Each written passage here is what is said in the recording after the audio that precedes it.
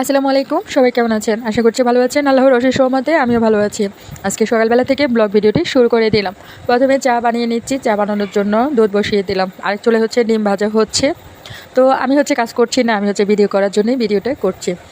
তো ডিম ভাজা হচ্ছে, ডিম ভাজার পরে রুটি ছেঁকা হচ্ছে। রুটি ছেঁকার পরে আমরা হচ্ছে নাস্তা করে নেব সবাই মিলে। আমরা বাসায় সবাই একসাথেই নাস্তা করি, একসাথেই সব কিছু করা হয়। তারপর যে যার রুমে নিয়ে নাস্তা করে। তো সব কিছু রেডি হয়ে গেল, আমি নাস্তা নিয়ে আসলাম। আমি অর্ধেক রুটি খাই, আমি একটা রুটি নিয়ে আসছি। আর এই তো ডিম আর হচ্ছে মজাদার চা। তা এখন হচ্ছে ভালো করে চাটা করে নেব। আর এই পর হচ্ছে রান্না করে চলে আসলাম, এসে দেখি যে পাট শাক ভাজি করা হচ্ছে। তো আমি হচ্ছে শাকটা একটু দিয়ে দিচ্ছি কড়াইয়ের মধ্যে।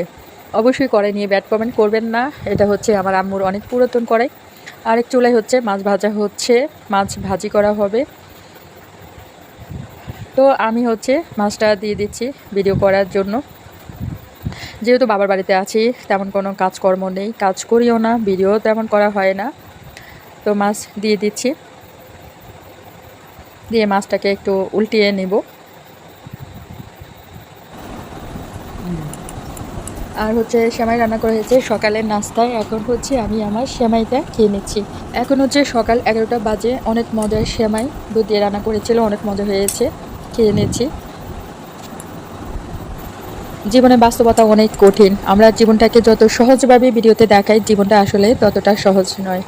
আমি হচ্ছে সেমাই খেয়ে ছাদে চলে আসলাম। এই তো আমাদের জবা ফুল গাছ, যেহেতু বৃষ্টি হয়েছিল তাই পানি দেওয়া দরকার হয় না, কিন্তু গাছগুলো অনেকদিন পানি না দেওয়াতে অনেক শুকিয়ে গিয়েছিল, কিন্তু ভাগ্য ভালো বৃষ্টি হয়েছিল। এই তো আমাদের ছাদের অবস্থা। আমাদের আতাফল গাছ, ফুল গাছ, তারপর হচ্ছে মালটা গাছ। মালটা গাছের ফলগুলো অনেক ছোট ছোট ধরে, কেন জানি বড় হয় না। তারপর নিচে চলে আসলাম, কিছু আম কাটলাম। এগুলো হচ্ছে আমাদের গাছের আম। আমাদের অনেকগুলো আম গাছ, আমরা গাছ থেকে আম পেরেছি। আর হচ্ছে আমি অনেক মশলাপাতিও রেডি করে নিলাম। আমি হচ্ছে আম সত্ত্ব দিব, কুচি আম দিব, তারপর হচ্ছে বোম্বাই মরিচের আচার দিয়েছি।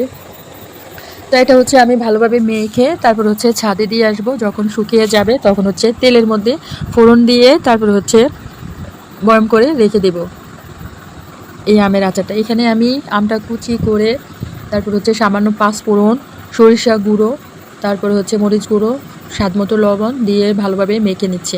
মেখে আমি হচ্ছে ছাদে শুকানোর জন্য রেখে আসবো। পুরোপুরি শুকাবো না, যতটা টেনে আসবে, একটু টেনে আসলেই তারপরে হচ্ছে আমি বয়মে ভরে নেব। এই তো একটু সরষের তেলও দিয়ে দিয়েছি। তারপরে হচ্ছে হাত দিয়ে ভালোভাবে নেড়ে নিলাম। এখন এই বাটিটা করে আমি ছাদে দিয়ে আসবো। এই যে রাতের বেলা হচ্ছে, দেখতেই পাচ্ছেন আমি এর মধ্যে আবার পেঁয়াজ কুচি দিয়েছিলাম। পেঁয়াজ কুচি আর আম হচ্ছে শুকিয়ে গিয়েছে। তো একটু পর হচ্ছে আমি